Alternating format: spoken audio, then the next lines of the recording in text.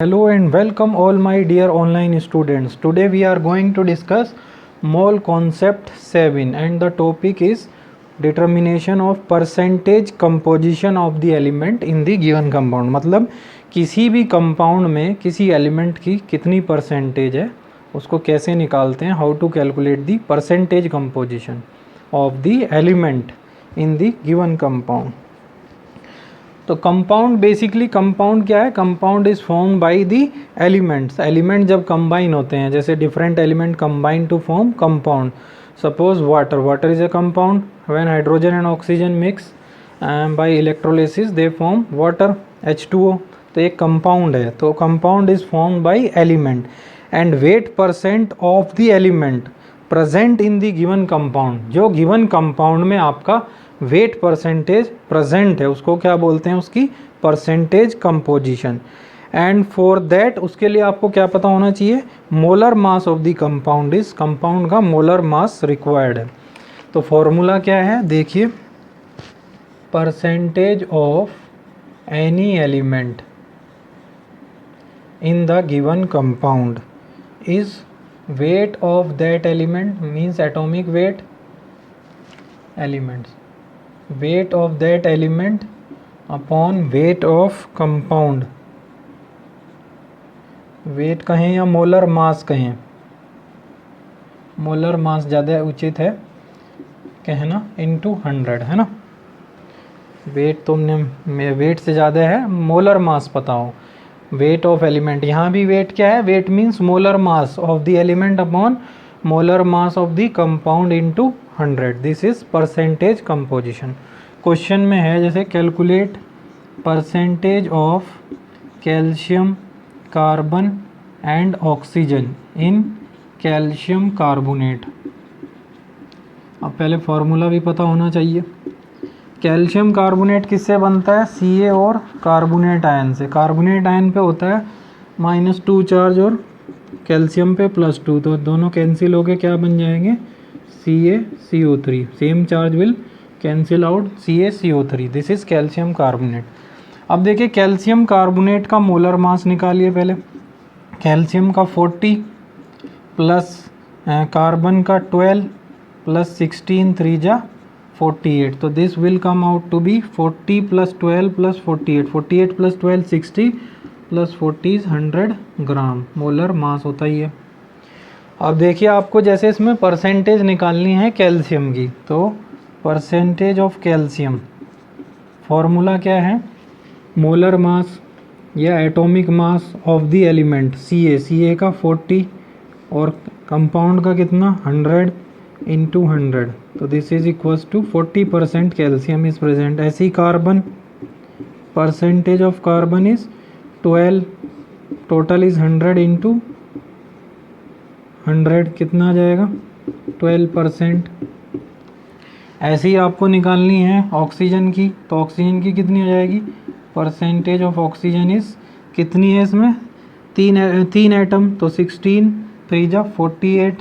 Total is 100 into 100. This will be equals to 48% है ना. तो सबसे ज़्यादा क्या मिल गया उसमें हमें? ऑक्सीजन 48%. इस तरह से है ना. नेक्स्ट है आपका calculate percentage of hydrogen and carbon in ethane. Next question बड़ा सिंपल फॉर्मूला है. Percentage of any element is weight atomic mass of that element upon atomic mass या molar mass of that compound into 100.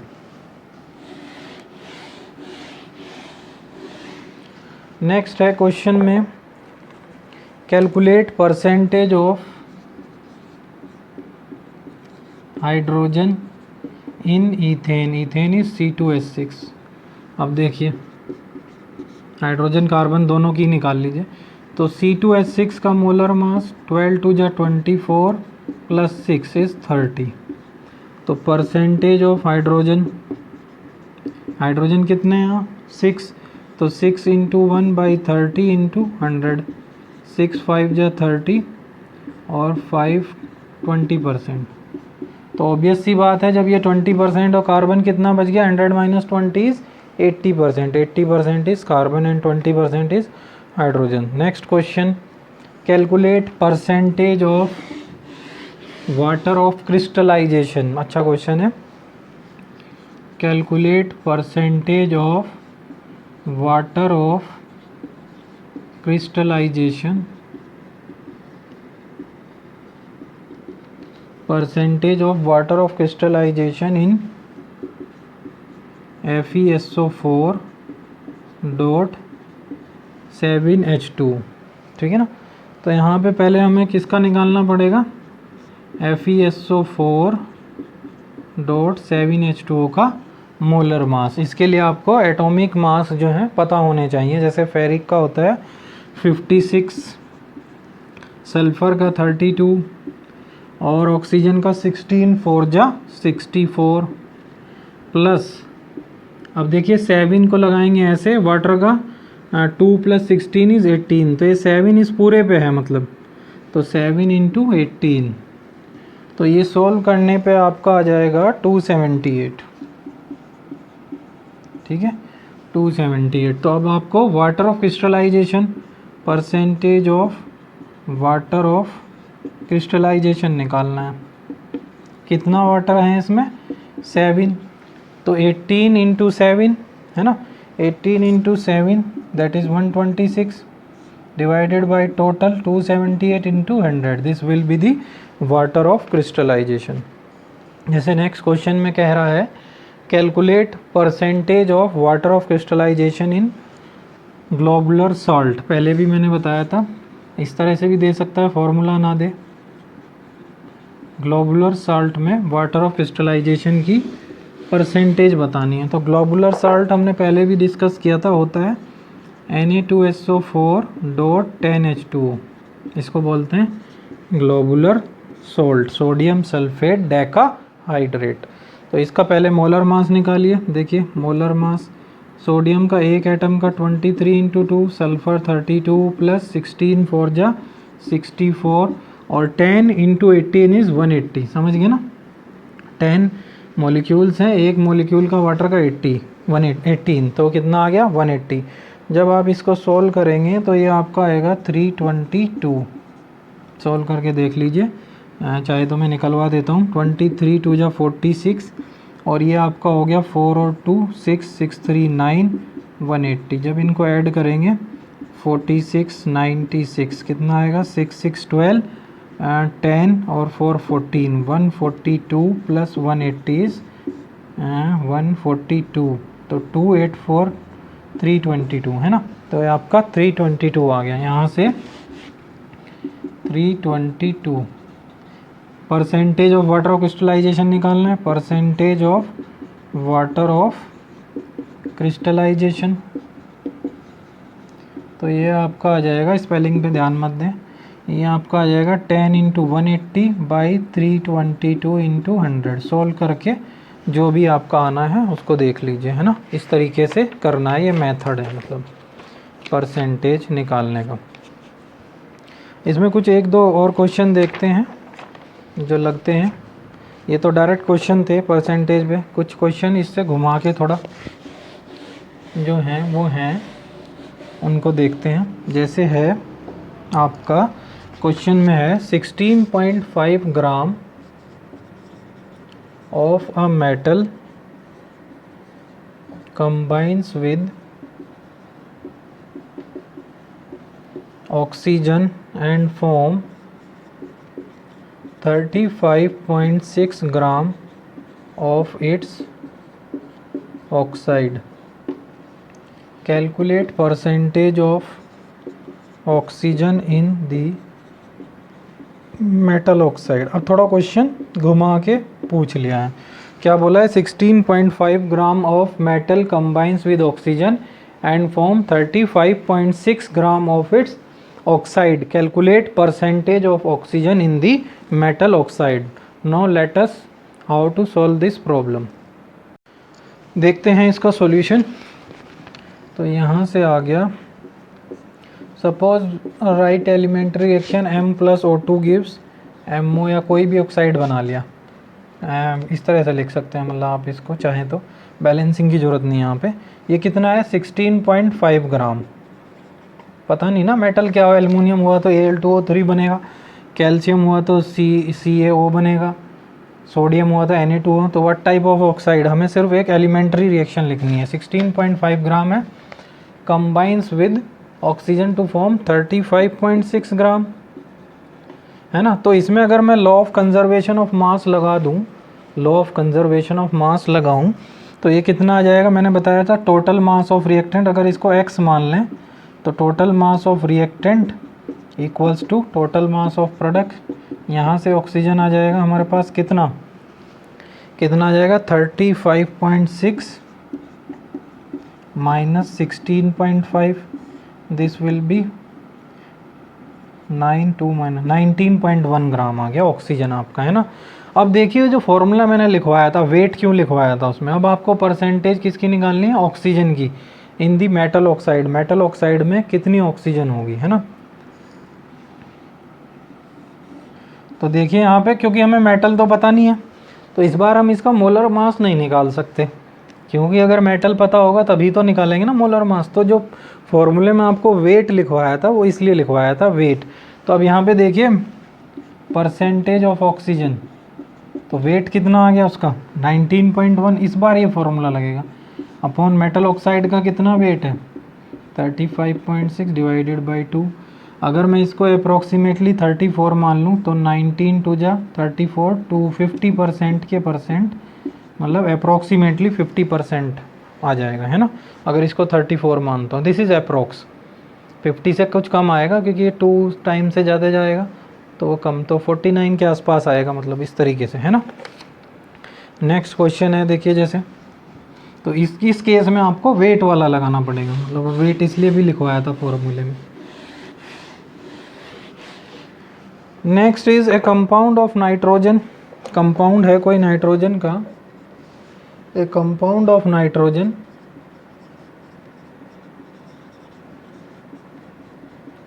contain 0.7% of nitrogen. Okay, calculate minimum molar mass of compound। ये question भी IIT में पूछा जा चुका है। एक compound of nitrogen, एक कंपाउंड है नाइट्रोजन का जो कि 0.7% नाइट्रोजन, तो फॉर्मूला क्या होगा, percentage of nitrogen equals to आपका हो जाएगा, कैलकुलेट मिनिमम मोलर मास, तो नाइट्रोजन का क्या होगा percentage of nitrogen, and that is weight of nitrogen upon molar mass of compound, जो भी आपका कंपाउंड है, इनटू 100। ठीक है, तो देखिए परसेंटेज ऑफ नाइट्रोजन कितनी है 0.7%, मीन्स 100 से डिवाइड कर दीजिए, है ना। और ये वेट कितना होता है नाइट्रोजन का, मोलर मास 14, यहाँ से मोलर मास निकाल लीजिए, है ना, इनटू आपका 100। तो यहाँ से देखिए मोलर मास कितना आ जाएगा 14 divided by 0.7 into 100 into,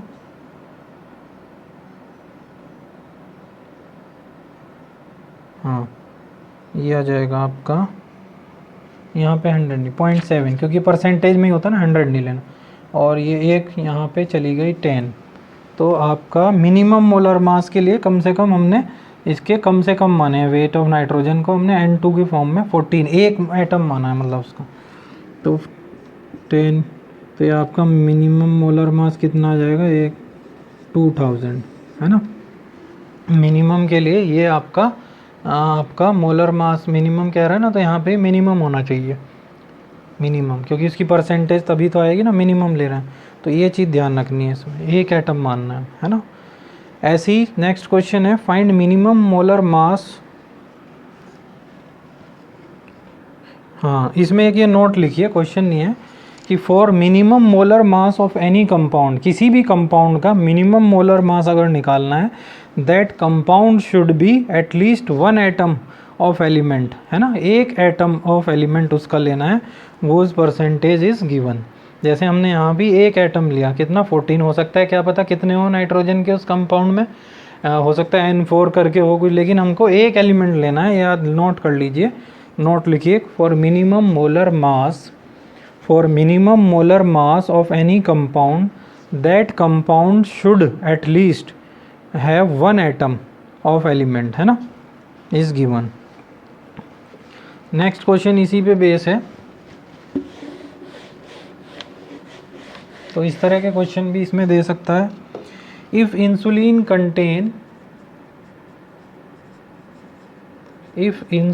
contains आपको दिया है, if insulin contain 0.016 gram of sulphur, calculate molar mass of sulphur. Molar mass पूछ रहा है कितना होगा उसमें, तो कितनी है, इतने परसेंटेज है, परसेंटेज ऑफ सल्फर 0.016%, तो यहाँ से आ गया 0.016 इक्वल्स टू, यहाँ पे वेट ऑफ सल्फर अब मिनिमम के लिए है ना, तो 32 लेंगे, मिनिमम मोलर मास निकालना होगा, calculate minimum molar mass of sulphur, तो मिनिमम के लिए एक atom into molar mass mm into 100, यहाँ से आ जाएगा molar mass is 32 divided by 0.016 into 100, और ये चली गई 12330 है ना, तो 16 टू जा 32, तो ये आ गया आपका 2 इंटू 1 2 3 4 5,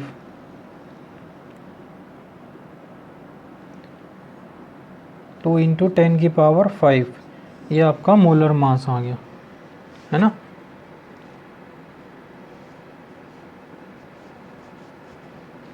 ठीक है, 2 इंटू 10 की power 5, 0.016 it is given, okay, हाँ ठीक है। तो ये 100 इसका था, 1 2 3 3 इसकी चलेगी, 2 इंटू 10 की power 5 is molar mass. Next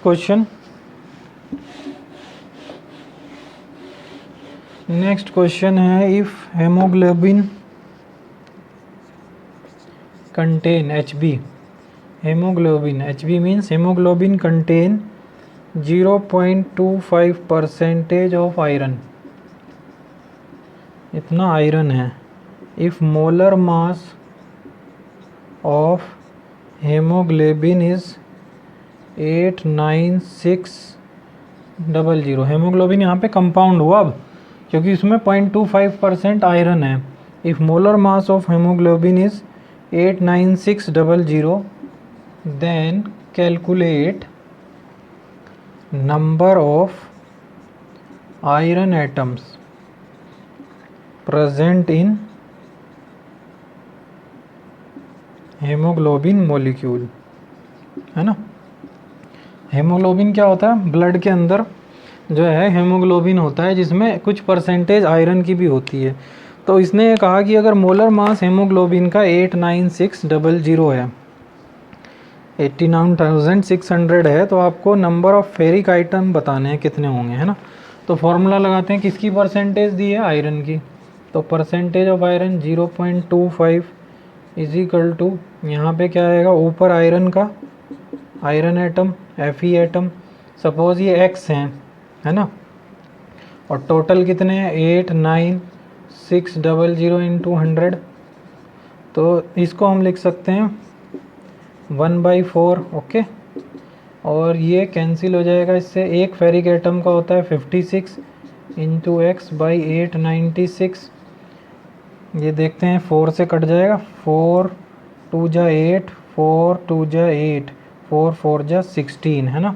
तो x की वैल्यू यहाँ से आ जाएगी 224/56, तो ये आ जाएगा 6 4 जा 24, यानी कि 4 एटम आ जाएंगे, 4 से कैंसिल हो जाएगा, तो नंबर ऑफ एटम कितने हैं 4। भाई पता नहीं ना हमको कितने हैं, मान लेते हैं x हैं, एक फेरिक एटम का 56, तो मोलर मास आयरन का कितना होगा 56 इंटू एक्स, मान ले 3 एटम होते हैं तो 56 इंटू 3, तो यहाँ से x कैलकुलेट कर ले, परसेंटेज दी है, तो x will be equals to 4, therefore 4 atoms. ठीक है, तो आज के लिए इतना ही रखते हैं, नेक्स्ट टर्म पे हम पढ़ेंगे एम्पेरिकल फार्मूला और मॉलिक्यूलर फार्मूला में relation. Thank you very much.